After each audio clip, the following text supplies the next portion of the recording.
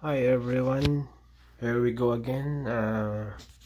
This is my fat bike with 49cc engine, and I put a light on this one. One light here and one on the other side, and a headlight. So I light up that one. So this is iMake. I have a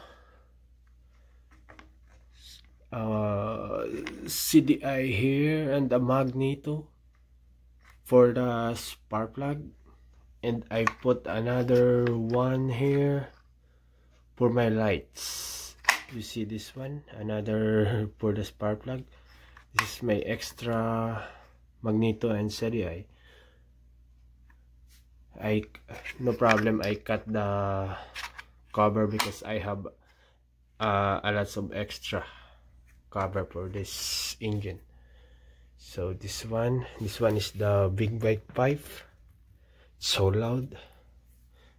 And this is for lights. You see that? I put a bracket in this one and put this one,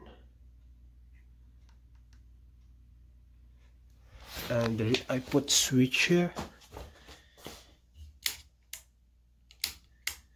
yeah, and a headlight. So I go outside and test that one if it is working or not. It's easy to install this one. You need only a bracket. This one